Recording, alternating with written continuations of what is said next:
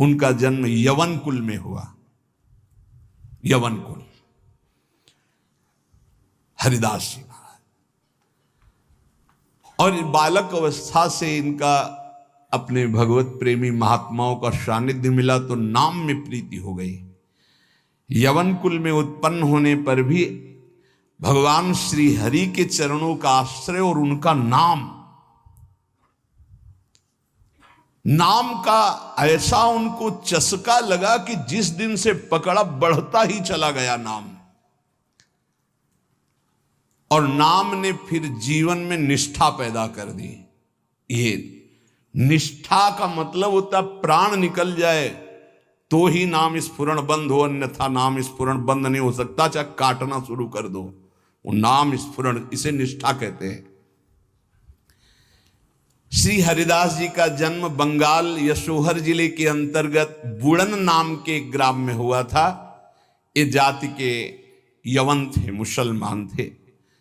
बाल्याकाल में बड़ी विचित्र लीला हुई। इनके माता पिता पधार गए। जब माता पिता जिस बालक के नहीं होते तो कोई उसे प्यार कौन करे। और जैसे गोस्वामी जी, तुलसीदास जी की बाल्यावस्था, जिसके द्वार पर खड़े होते तो दबका के भगा देते, बालक हरिदास जी। इनको नाम सुनाई दिया, संतों का संग मिला। जिसका कोई नहीं होता ये खास बात होती कि उसको भगवान महापुरुषों से जोड़ देते हैं। अब इनको जब नाम सुनने को मिला, कोई पूर्व जन्म का ऐसा पुण्य होगा, भगवान की ऐसी कृपा होगी, या भगवान ऐसा स्थिति देखकर दयालुता से, यद्यपि भगवान नाम जपने का कहीं किंचन मात्र कोई संस्कार ही नहीं था, ऐसे कुल में प्रकट हुए थे, यवन कुल में। पर यस्याहम अनुग्रहणामि हरिष्ये तद्धनम सनई, भगवान ने एक वचन कहा युधिष्ठिर जी से, जिस पर मैं विशेष कृपा करता हूं उसका जहां जहां अपनापन होता सब खींच लेता हूं। जन्म से माता पिता गए, बचपन से कोई प्यार करने वाला नहीं, खाने पीने तक की व्यवस्था नहीं, तो संत जन मिल गए वहां उनको। वो नाम कीर्तन करके आनंदित हो रहे थे, तो इनको भी एक नशा चढ़ा नाम का। धीरे धीरे उनके हृदय में नाम बढ़ने लगा। बड़ी कृपा जो इनका नाम जप में प्रीति हो गई। अब इनके पास अपना कहलाने वाला ना कोई व्यक्ति था और ना अपनी कहलाने वाली कोई जमीन या वस्तु थी। थोड़ा बड़े हुए तो घरों के सामने ऐसे मांग लेते, भूख लगी कुछ दे दो, तो कोई रोटी दो रोटी दे देता, बस पा लेते। गांव के बाहर वृक्ष के नीचे बैठकर बस कृष्ण कृष्ण की रट लगा देते। 24 घंटे में एक बार मांग लेते, जो मिल जाता खा लेते, खूब नाम जप करते। अब ये घर छोड़कर बेनापोल नाम के घोर निर्जन वन में एक फूस की कुटी बनाकर अकेले रहते।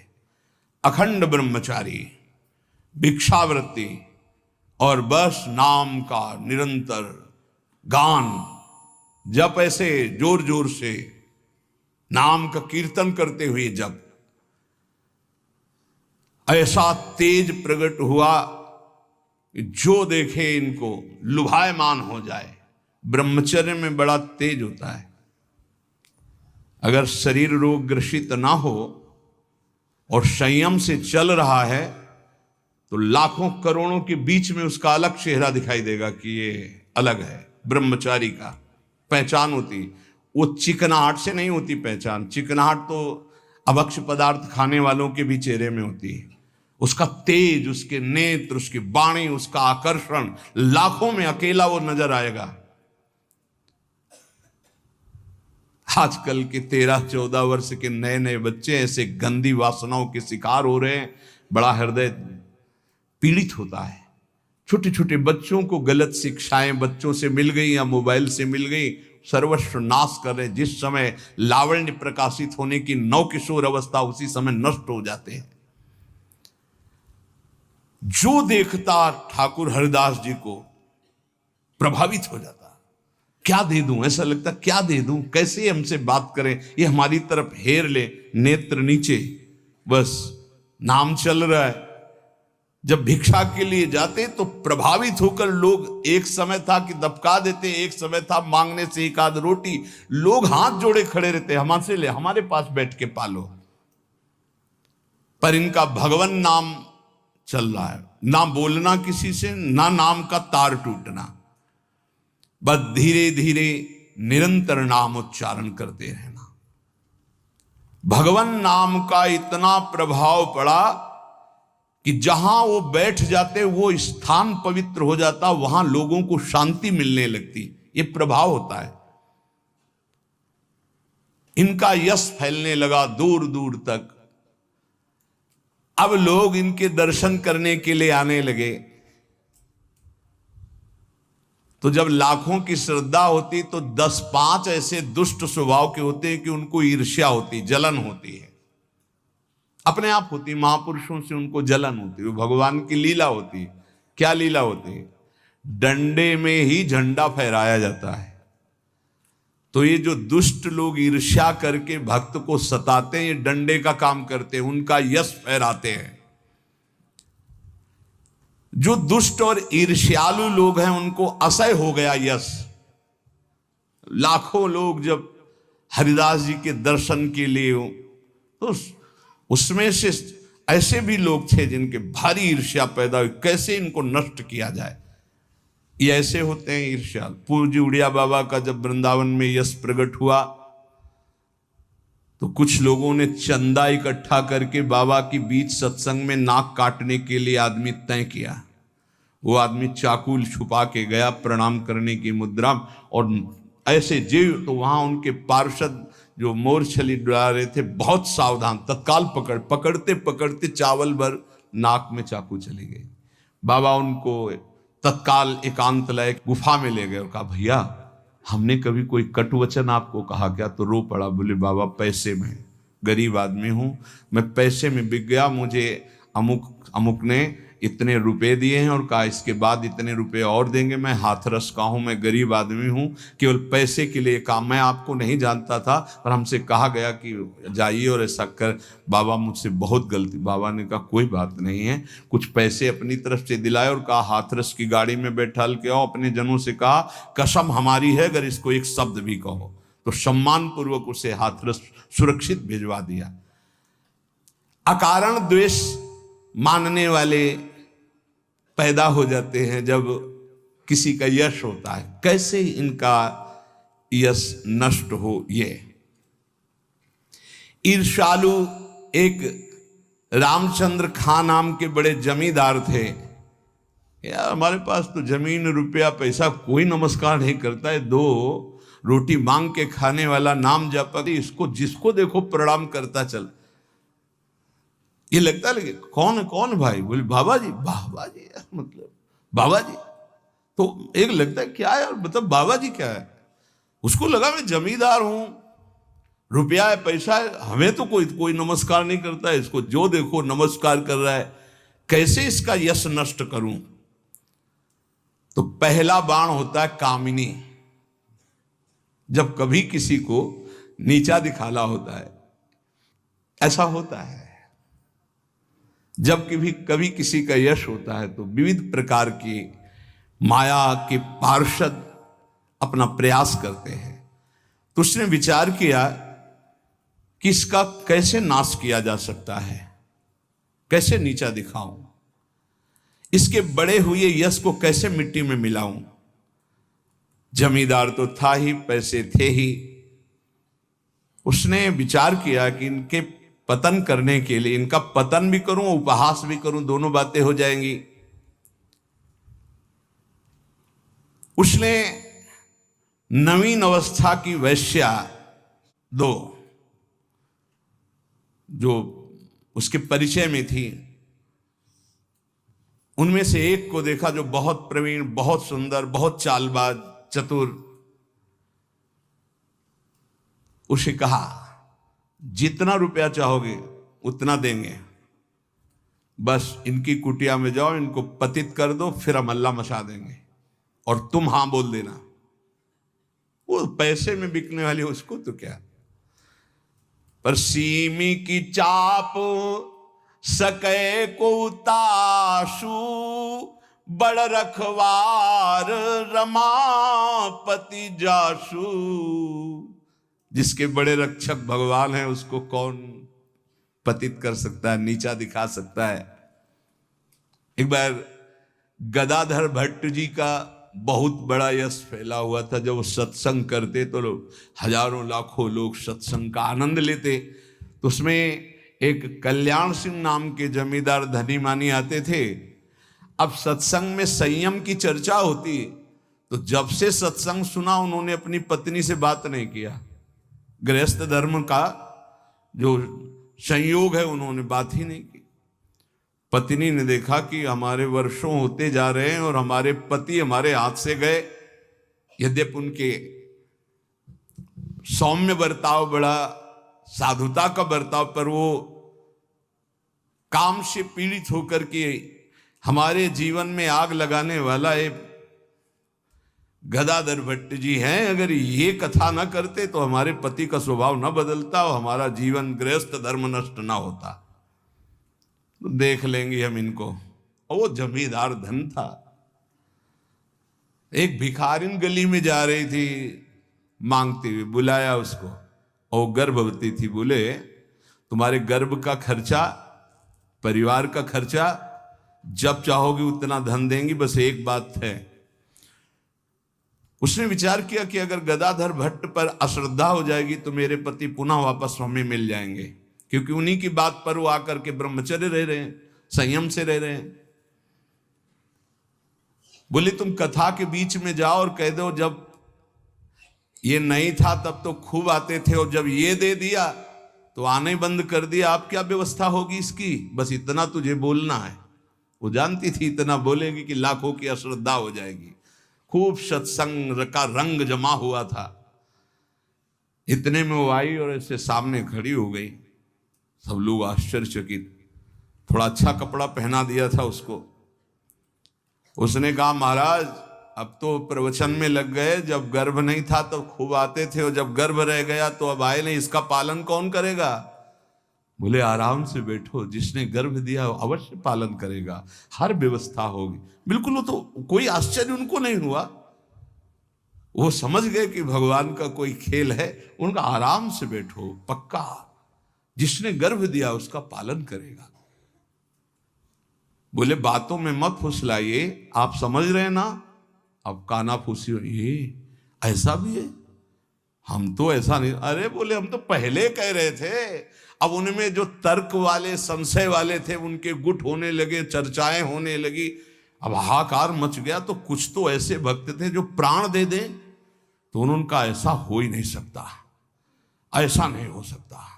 वो एकदम पागल हो गए कि ऐसा नहीं हो सकता। इसके बाद धीरे से सामने से गए, उसको इशारा किया बैग के लिए। वो उठी, पीछे आई। सत्य बोल, अगर सत्य नहीं बोली तो। उसने कहा कि हमें क्षमा किया जाए। जब भय चारों तरफ से 50 आदमी श्रद्धालु कि मैं मर सकता हूं लेकिन मार नहीं सकता, ऐसा समझ गई कि मार डाली जाऊंगी। तो उसने कहा एक कोई कल्याण सिंह है इनमें कथा सुनने वालों में, तो राजपूत थे तो तलवार और सब। वो हाँ मेरा नाम। बोले तो आपकी पत्नी ने इतनी हमको स्वर्ण मुद्राएं दी है और इतनी बाद में देने, केवल ये बोलने को कहा था, सो मैं बोल चल सभा में बोल। सभा में बुलवाया और भागे अपनी पत्नी के। गदाधर भट्ट जी ने कहा यही कथा सुना। अरे वो तो विकार से पीड़ित हो रही, तुम तो सत्संगी हो, धैर्य धारण को कुछ नहीं। क्या ये भगवान की अनुकूल प्रतिकूल माया की लीलाएं होती रहती। शांत, पुनः सत्संग शुरू। और कहा मैं वचन दो हमारे सामने कि तुम अपनी पत्नी को एक शब्द भी नहीं कहोगे। और देखो गृहस्थ में संयम का ब्रह्मचर्य रहा जाता है, उसमें अखंड ब्रह्मचर्य नहीं रहा जाता। पाणी ग्रहण किया है तो संयम पूर्वक, जितना आप प्यार पूर्वक संयम से ब्रह्मचर्य रहो, फिर गृहस्थ धर्म का समझाया उनको। तो ये बड़े बड़े महापुरुषों के जीवन में होता है। रामचंद्र खान ने एक वैश्या से कहा तुम जितना रुपया मांगोगे देंगे, इनको भ्रष्ट कर दो, फिर हल्ला मचा देंगे, फिर इनका सब यश धूल दूषित हो जाएगा। पर उनको ये नहीं पता था कि ये भगवान के दास हैं, इनकी सुरक्षा स्वयं भगवान करते हैं। करो सदा तिनके रखवारी, जिम बालक राखे महतारी। जैसे मां दिखाई नहीं दे रही, बालक खेल रहा है, लेकिन पक्का मानिए मां की दृष्टि वहीं है, अपने बच्चे पे है। कहीं कोई ऐसी बात ना हो जाए जो हमारे बच्चे को दुख हो जाए, वो कार्य करती हुई एक दृष्टि में देखती रहती है। मेरे प्रभु अपने जन को हर समय देखते रहते हैं, हर समय से। जहां मेरा भक्त चरण रखे वहां रखूं मैं हाथ। बस लीला समझ पाना बहुत कठिन है भगवान की। संपूर्ण संसार एक तरफ विरोध करने लगे तो भी भक्त का बाल बांका नहीं हो सकता। जो होगा विधान भगवान की तरफ से होगा। पर नीच पुरुष अपनी नीचता से बाज नहीं आता। उसने 16 वर्षीय वैश्या को, जो बड़ी रूपवती थी, बड़ी प्रवीण थी, चालबाज थी, चतुर थी, उसको खूब श्रृंगारित करके भेजा, जाओ और उनको भ्रष्ट कर दो। जंगल में रहते थे। उसको भी गर्व था कि कोई ऐसा पुरुष पैदा नहीं हुआ जिसको मैं चाहूं और भ्रष्ट न कर सकूं। पर उसको क्या पता था कि परम पुरुष का दास ऐसा होता है। हरिनाम में डूबे हुए श्री ठाकुर हरिदास जी उसकी कुटिया में गए। ठाकुर हरिदास जी ने कृष्ण कृष्ण कृष्ण, शांत बैठे हो अपने कृष्ण कृष्ण, बार बार बोलना चाहती, कुछ बात कर, हरे कृष्ण हरे कृष्ण। सुबह से गई, पूरी शाम हो गई, कृष्ण कृष्ण कृष्ण। जहां वो कुछ बात करने को होती, मां हमारा नाम पूरा हो जाए, फिर वहां 1000-2000 नाम थोड़ी, लाखों की संख्या में 3 लाख नाम तो जोर जोर से जपते थे। वो बार बार बैठी उनकी मुख कांति को देखती रहती, बैठी रही। शाम हुई, सोचा रात्रि में बात तो हो ही जाएगी।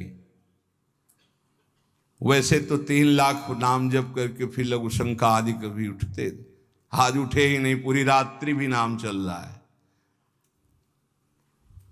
वैश्या फिर गई, श्रृंगार वंगार करके फिर दोबारा आई, फिर नाम कीर्तन। जब बीच में बोलने की बात करती तो हरे कृष्ण कृष्ण। कितनी कृपा वैश्या के ऊपर। ऐसे महापुरुष को बराबर देख रही, उनका नाम सुन रही। तीसरे दिन एकदम विचलित होकर के, आप हमसे बात क्यों नहीं करते? रुके, हाथ जोड़ा और कहा आपसे अच्छे से बात करूंगा, हमारी नाम जप की अभी संख्या पूरी नहीं हुई, उसको पूरी हो जाए। ऐसे अमृतमय वचन की हृदय एकदम हाय मच गया। ये क्या? वैसे मैं पापनी हूं, नीच हूं, गंदा आचरण करती हूं, ऐसे महापुरुष के लिए गंदी बात सोच रही। 3 लाख नाम की फिर तार चल पड़ा, हरे कृष्ण। उच्च स्वर से रोने लगी वो, शुरू हो गई हरे कृष्ण हरे कृष्ण। साथ में हरिदास जी ने देखा, हा अब क्या महापुरुषों का प्रभाव। हरिदास जी अब बोले, हा अब बात कर सकती हो। तो बात करने लायक नहीं रह गई थी। अश्रु प्रवाह चल रहा था और कृष्ण नाम चल रहा था। उठी और चरणों में लौट गई, का धिक्कार है मुझ निज पापनी को कि आप जैसे महापुरुष के लिए मैंने गंदी बात सोची, मुझे क्षमा कर दीजिए। चिल्ला चिल्ला करके रोने लगी। उन्होंने कहा, दुखी नहीं होना, मेरे प्रभु तुम पर बहुत कृपा किए हैं। वो आंखों से आंसू बहाती जा रही, गदगद कंठ से कह रही, पतित पावन आप मुझे स्वीकार कर लीजिए, मैं आपकी चरणों की दासी हूं। आप तो अहेतुकी कृपा करने वाले परम दयालु हैं। आप पात्र और अपात्र का विचार न कीजिए, मुझ जैसी नीच को स्वीकार कर लीजिए। और चिल्ला चिल्ला के रोने लगी। हरिदास जी ने कहा, जो नाम सुन रहा है वो नीच कैसे हो सकता है? उनका आप मुझे जानते नहीं, मैं वैश्या हूं, मैं लोक निंदित हूं, मैं बहुत ही गंदी हूं, मैं खोटी बुद्धि से आपको भ्रष्ट करने आई थी। हरिदास जी ने कहा इस समय आपके हृदय में क्या है? बोले भगवान बस आपकी दास्ता, आपके आदेश का इंतजार, मैं क्या करूं, मुझे आदेश कीजिए, मैं नीच कैसे पवित्र हो सकती हूं, मैं आपकी शरण में हूं, आप मेरा उद्धार कीजिए। हरिदास जी ने कहा देवी अब तुम वैश्या नहीं रही, उठो, मेरे प्रभु बड़े पतित पावन हैं, उनका नाम उनसे भी महान है क्योंकि प्रभु को अधीन कर लेता है। मेरे प्रभु के नाम में कोई भेदभाव नहीं, कोई भी जप सकता है, कोई भी अपना परम कल्याण कर सकता है। मेरे प्रभु के नाम में इतनी सामर्थ्य है कि कोई इतना पाप इकट्ठा ही नहीं कर सकता जितना नाम में पाप नाश की सामर्थ्य है।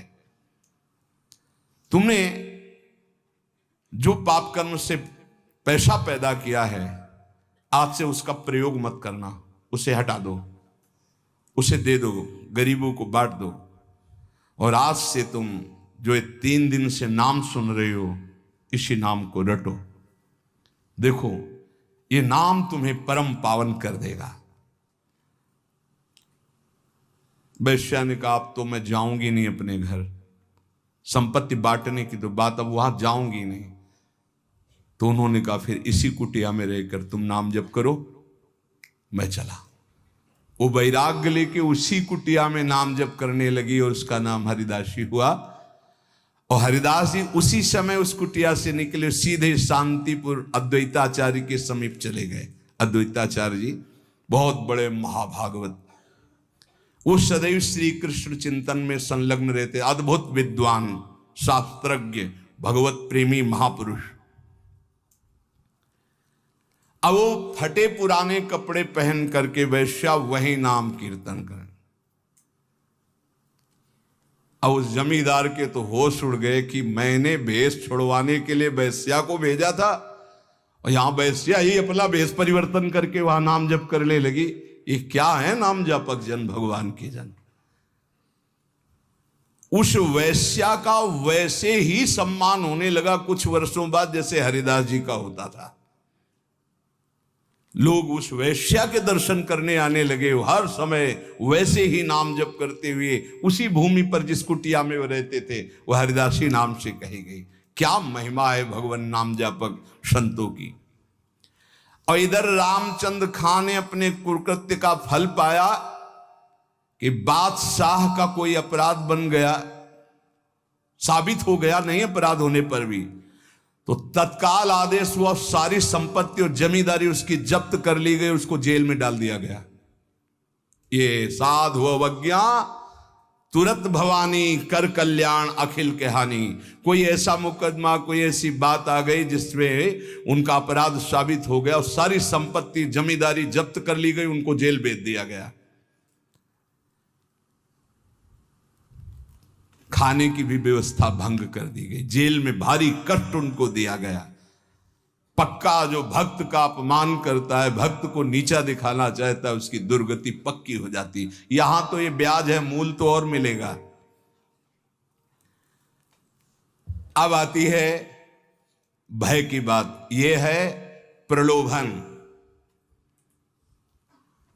जब कोई भगवत मार्ग में चलता है तो इतना तो तैयारी रखो ही, जैसे आर्मी में कोई जाता है ना तो इतना दौड़, इतनी ऊंच, इतनी को कूद होना चाहिए, ऐसा ऐसा, ये चढ़ना, ये उतरना। ऐसे हमने देखा जब हम गंगा किनारे भ्रमण कर रहे थे तो फतेहगढ़ फर्रुखाबाद ये ट्रेनिंग क्षेत्र है उधर, तो गंगा के किनारे ही रेती में देखा, जैसे दौड़ में रेती में दौड़ लगा रहे हैं और वो थोड़ा भी उनमें कमी होती तो पेट पकड़ के ऐसे कैसे कैसे उनको बिल्कुल मजबूत तैयार करते हैं। तो अपने लोग तो हरि पार्षद हैं, ये तो राष्ट्रीय सुरक्षा त्रिभुवनपति के पार्षद होते हैं, जो संत जन भगवान नाम जापक होते हैं। अब इनकी कसाई कितनी जोर की होती है, पर उनके हृदय में भय नहीं होता, बस ये बात समझ लीजिए। ये सुन करके भयभीत मत होना कि तुम्हारे ऐसे साथ नहीं, कक्षा 1 के विद्यार्थी को पीएचडी का प्रश्न नहीं दिया जाता, ये सब डिग्री प्राप्त हैं। अपने लोग अभी 1 के भी नीचे चलने लगे क्लास, नहीं चलते। हमारे समय में तो नहीं चलते थे, 1 2 3 सीधे भर्ती 1 में होती थी। अब तो सुना है कक्षा 1 तक पहुंचने के लिए 2-3 साल लगते हैं।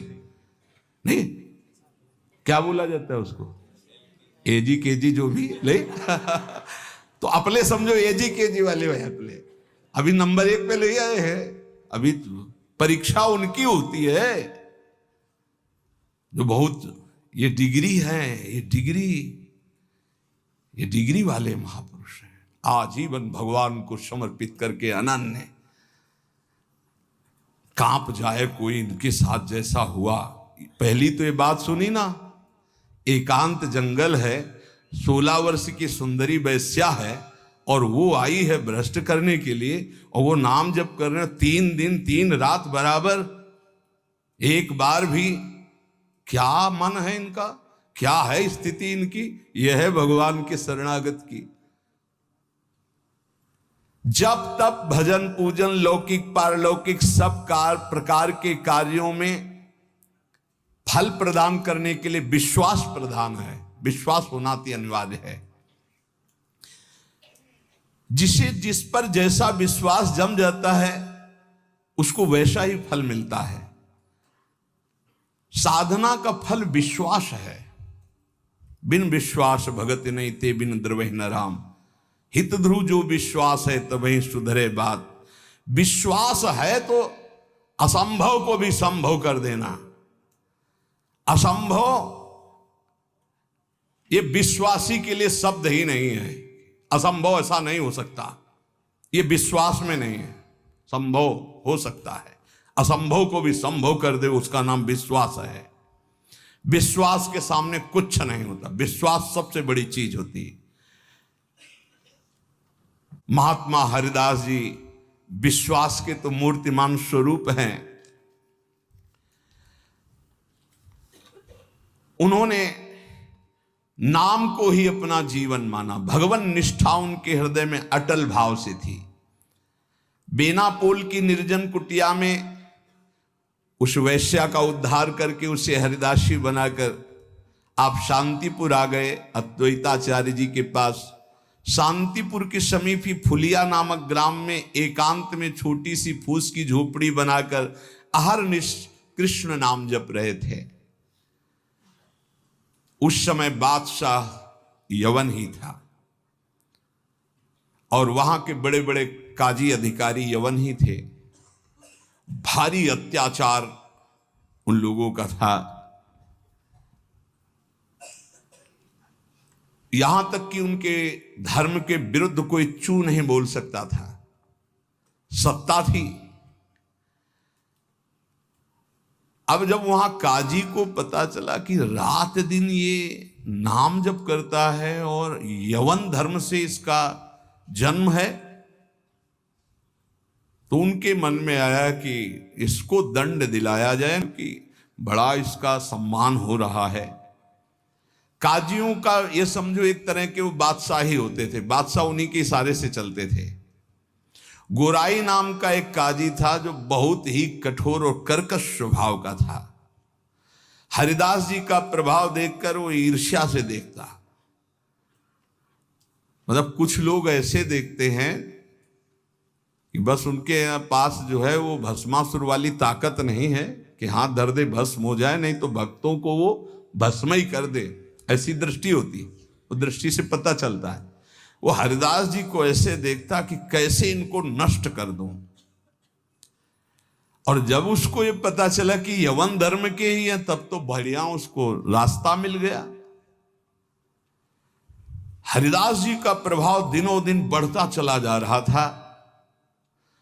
उसने विचार किया कि यवन धर्म के होकर के हिंदू धर्म का नाम ले रहे हैं, ये तो कुफ्र है, काफिर है।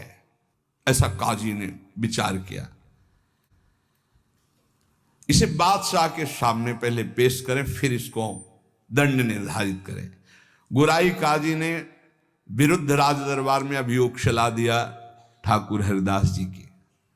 राज आज्ञा हुई, तत्काल गिरफ्तार किया जाए, क्योंकि बादशाह यवन था। हथकड़ी बेड़ियों से जकड़ लिए गए ठाकुर हरिदास जी। डरना नहीं, ये डिग्री वालों की बात है जो उच्च कोटि के महापुरुष है। तुम मत सोच लेना कि हम राधा राधा जपेंगे तो, हाँ ऐसा नहीं। भगवान वो सामर्थ्य देते जो प्रहलाद जी को सामर्थ्य दी, वही ऐसे भक्तों को सामर्थ्य देते। ऐसा नहीं है कि अपने सामर्थ्यहीनों को ऐसा प्रश्न कर, ऐसा नहीं, डरना नहीं कि भगवान बड़ी भारी परीक्षा लेते हैं। हथकड़ी बेड़ियों से जकड़ लिए गए और इनको पेश किया गया निरपराध हरिदास जी को अपराधी की तरह। बादशाह ने देखा 9 युवक तेज से प्रभावित, मानो पूरा सभा आश्चर्यचकित और आलोकित हो गई हो, प्रभावित हो गए जो यवन बादशाह थे, और कहा सम्मान से इनको बैठा ला जाए। आसन दिया गया, आसन पे बैठे। हरिदास जी जब बैठ गए तो बादशाह ने कहा कि आपने स्वाभाविक धर्म परिवर्तन किया है, तुम्हारा जन्म तो मुसलमान के घर में हुआ है, और ये तुम्हारी, जैसे अपने भगवान का नाम लेते हैं तैसे अपने भगवान का नाम लेके बोले कि तुम्हारी तो कृपा ही जो है, जो यवन धर्म में तुम्हारा जन्म हुआ। बादशाह ने कहा तुम काफिरों का आचरण क्यों करते हो, इससे तो तुम्हें नर्क जाना पड़ेगा। मुझे बड़ी दया आ रही तुम्हें देखकर, दंड देना नहीं चाहता, फिर भी तुम तौबा बोलो, प्रायश्चित करो और कलमा पढ़ो, छोड़ो इसे, तो तुम्हारे दंड में हम कुछ कमी कर सकते हैं, नहीं तो भयानक दंड तुम्हें मिलेगा, क्योंकि तुम काफिर हो। सुख की प्राप्ति धर्म से चलने से होती, तुम धर्म का त्याग कर चुके हो। हरिदास जी ने कहा श्रीमान महाशय, आपने जो कुछ कहा आप अपने ज्ञान के अनुसार, विश्वास के अनुसार, धर्म के अनुसार ठीक बोल रहे हैं। आपका विश्वास आपको फल देता है, ठीक कह रहे हैं।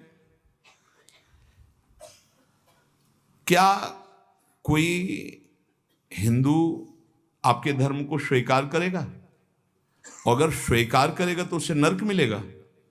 बोले नहीं, वो स्वीकार कर सकता है और उसकी भगवान की कृपा होगी। वो अपने भगवान का नाम लेते हुए बोले हाँ, तो क्या कोई इस्लाम छोड़कर अगर हिंदू धर्म को स्वीकार करता है, क्या उसके ऊपर भगवान की कृपा नहीं होगी? क्या वो भगवान का भजन नहीं करता? फंसा लिया। काजी बीच में बोल पड़ा, देखो साहब इसकी बातों में मत आना, अगर आप इसको छूट दी तो आगे आप समझ लीजिए कि आपके धर्म में चलने वाले कितने लोग ऐसा करने लगेंगे। हरिदास जी ने कहा हमारी निष्ठा भगवान नाम में है, आप चाहे अभी इसी क्षण मेरे प्राण ले लो, मेरा नाम रुकने वाला नहीं। मैं कभी तौबा नहीं बोल सकता, क्योंकि मैं कोई अधर्म नहीं कर रहा हूं, किसी को कष्ट नहीं दे रहा हूं। ये निष्ठा देखकर पसीना पसीना हो गया मुलुकपति। तेज गर्व भरी भगवान निष्ठा की बात, इस पे नहीं दैन्यता होती, नहीं प्राण ले लो अभी अपने हम धर्म पर। मुलुकपति ने कहा तुम्हारी बातें हिंदुओं के लिए ठीक हो सकती, लेकिन हम यवनों के लिए नहीं। तुम हमारे धर्म में पैदा हो इसलिए हमारी बात पर विश्वास करो। हरिदास जी ने कहा महाशय आपका कहना ठीक है, किंतु विश्वास किसी बल से नहीं तोड़ा जा सकता। बादशाह से ऐसे बात वही कर सकता है जिसे भगवान का बल प्राप्त हो। देखो मैं पूर्व जन्म का कोई ना कोई संस्कार लेकर के आया हूं जिससे भगवान नाम में मेरी प्रीति हुई है, और मैं भगवान नाम छोड़ नहीं सकता। मेरा दृढ़ विश्वास है चाहे अभी प्राण ले लिए जाएं। और अगर आप ऐसे ही दंड देने वाले हैं तो कितने लाखों हिंदुओं को मुस्लिम बना लिया, क्या उनको दंड दे रहे हैं आप? यदि ऐसा वो दंड के अपराध भागी नहीं बने कि हिंदू धर्म छोड़कर आपने उनको यवन धर्म में बना लिया, तो मैं यवन धर्म छोड़कर अगर नाम जप करता हूं तो मैं अपराधी कैसे हो सकता हूं? बादशाह चुप हो गया। गुराई काजी ने देखा यहां मामला तो उल्टा हो गया। तब जोरों के साथ कहा, हम ये सब कुछ नहीं सुनना चाहते, इस जो धर्म के प्रतिकूल चले उसको दंड देना चाहिए। तुम अधर्म कर रहे हो, तुम काफिर हो, तुम्हें दंड मिलना चाहिए। काजी के बोलते ही बादशाह चुप हो गए, ना इधर कुछ बोल पा रहे ना इधर। फिर कहा कि देखो गोराई काजी जो कह रहे हैं तुम वो बात मान लो और कलमा पढ़ो और छोड़ो ये नाम जप करना। हरिदास जी ने कहा, श्रीमान महाशय, हम एक बार केवल बोलते हैं, दोबारा आपको जो कहना हो सो कह लीजिएगा, मैं बोलूंगा नहीं। मैं प्राण त्याग सकता हूं पर भगवान नाम नहीं छोड़ सकता। क्या निष्ठा है! आप दंड जो देना चाहे मैं स्वीकार करता हूं, लेकिन नाम नहीं छोड़ सकता।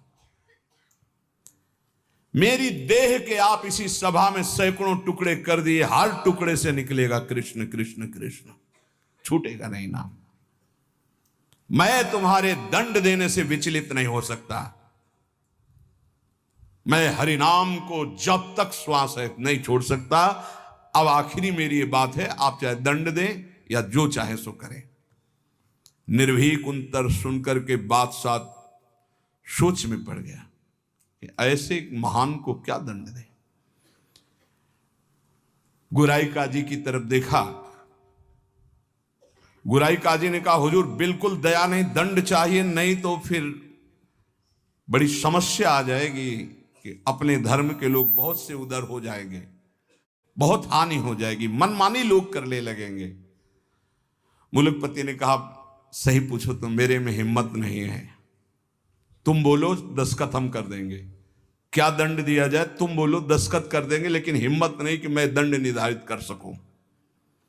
गुराई काजी ने कहा, हुजूर मेरी जो अंदर बात आ रही, इसको ऐसा दंड देना चाहिए कि पूरे विश्व में कोई भी इनके विपरीत आवाज ना उठा पावे। क्या क्या दंड निर्धारित किया जाए? प्राण दंड, वो भी ऐसे सीधे प्राण दंड नहीं, 22 बाजारों में कोणों से मार मार कर बेत और कोणों से इसकी जान ले ली जाए, जिससे सब कोई देखे कि धर्म के विरुद्ध चलने वाले को कैसा दंड दिया जाता है। सभी लोग ऐसा देखें और किसी की हिम्मत ना पड़े। मुलकपति ने दस्तखत कर दिया, ऐसा ही। अब तो क्या था, जल्लादों ने तत्काल हाथ बांध दिए महान भगवान नाम जापक के, और वही दरबार से शुरू किया गया। वो कोड़े जो ऐसे लगते कि खाल को खींचते चले जा रहे, घाव पे घाव, हर बाजार में भीड़ में सब जगह ऐसे। ठाकुर हरिदास जी बोलते, हरि बोल, जहां कोड़े लगते हरि बोल, हरि बोल, बलिहार है। क्या हृदय भगवान ने बनाया इन महापुरुषों का कि इतना भयानक पीड़ा और कष्ट के बीच में कभी आह नहीं कहा। पीठ में से रक्त की धाराएं बह रही, रक्त बह रहा है। निर्दयी जल्लाद घावों पर कोड़ों का प्रहार कर रहे, और हरिदास जी के मुख से वही जोर की ध्वनि निकलती, जैसे कोड़ा पड़ता, हरि बोल, हरि बोल। धन्य है ये जगत इन्हीं महापुरुषों के नाम कीर्तन से, इन्हीं के यश कीर्तन से आज पावन है। सत्य कहते हैं, इन्हीं महापुरुषों के प्रताप से आज हम कुछ हरि बोल, कृष्ण बोल, राधा बोल सकते हैं। नहीं, हमारी सामर्थ्य क्या, यही सब, ये साक्षात भगवत स्वरूप पार्षद अवतरित हुए जो ऐसी सामर्थ्य का दर्शन कराया। ये है भक्ति, ये है निष्ठा, नाम निष्ठा।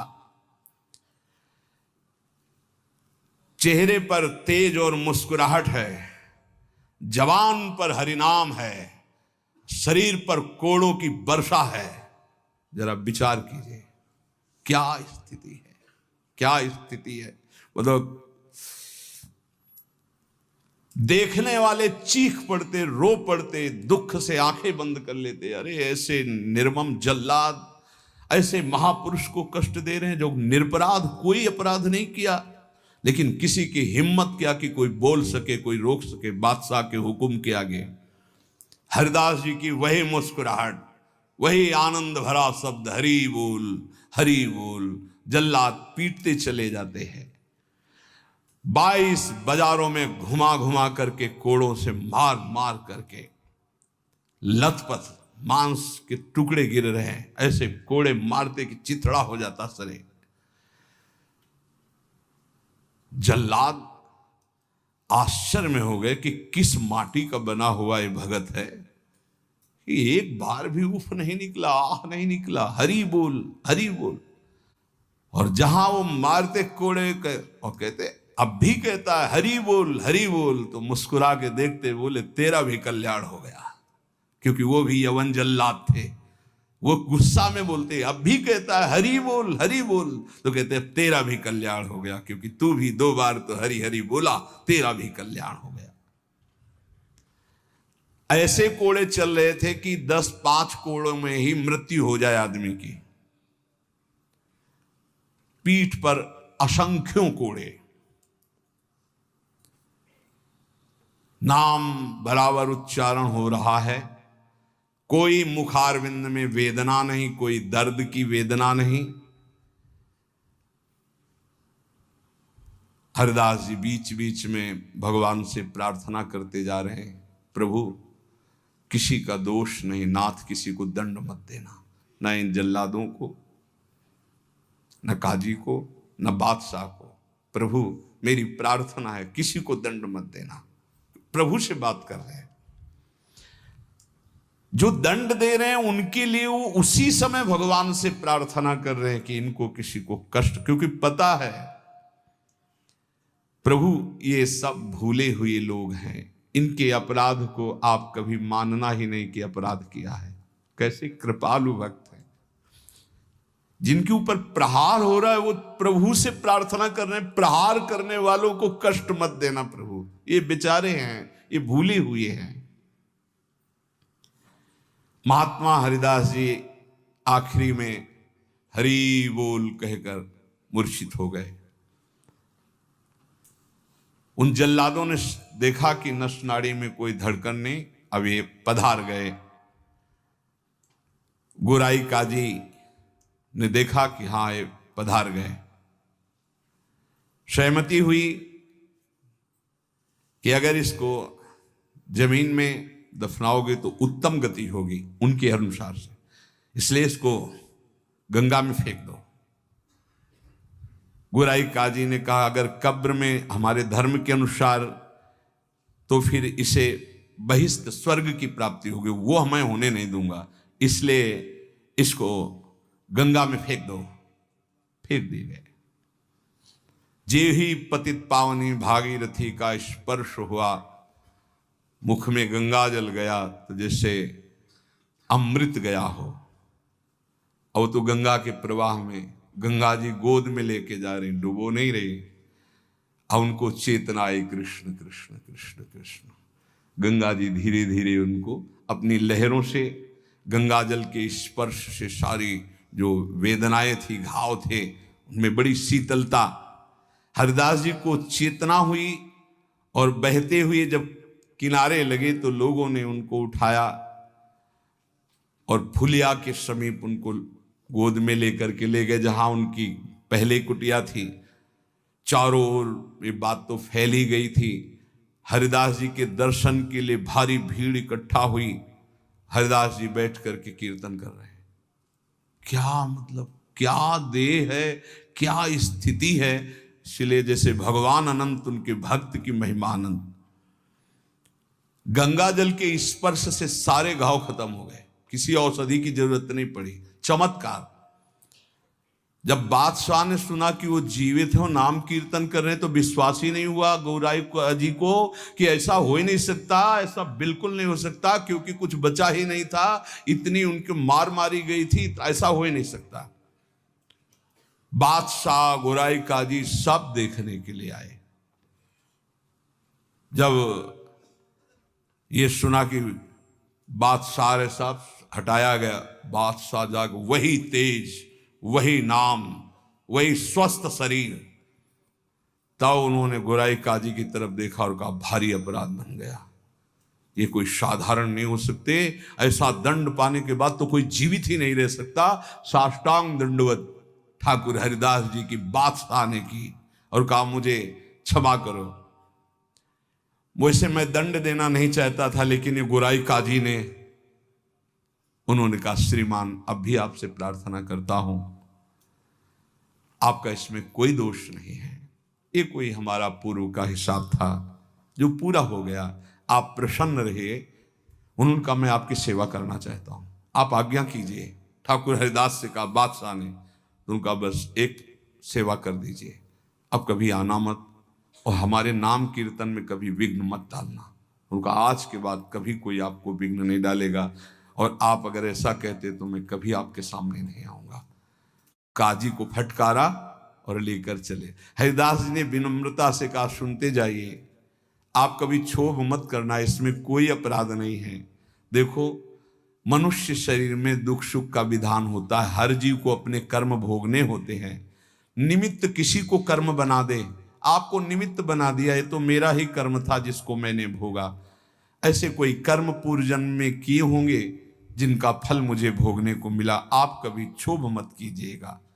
हरिदास जी की ऐसी बात सुनकर फिर बादशाह लौट पड़ा, चरणों में पुनः प्रणाम किया। जितने भी वैष्णव ये सब आकर के बड़ा दुख प्रकट किए हरिदास जी के पास, क्या भगवान, कहां भगवान, आपके ऊपर कोड़े चल रहे थे, कहां भगवान थे, क्यों नहीं बचाए।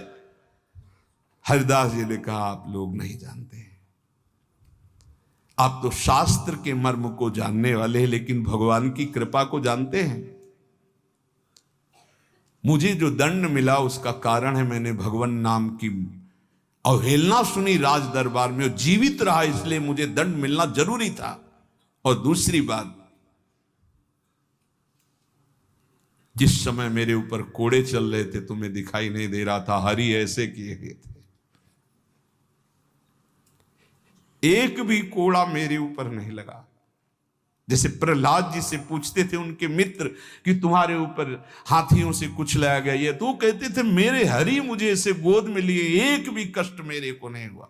ठाकुर हरिदास जी कह रहे तुम्हें नहीं दिखाई दिया, तुम कोस रहे हो प्रभु को। जिस समय कोड़े चल रहे थे हरि ऐसे सहस्त्र बाहुओं से मुझे ढके हुए थे, वो कोड़े हरि के ऊपर चल रहे थे, मेरे ऊपर नहीं। वो हरि वार ले रहे थे, मेरे ऊपर नहीं। तभी वो जोर से बोलते थे हरि बोल, क्योंकि हरि पास में। ये भक्त जानता है, बाहरी क्या जाने।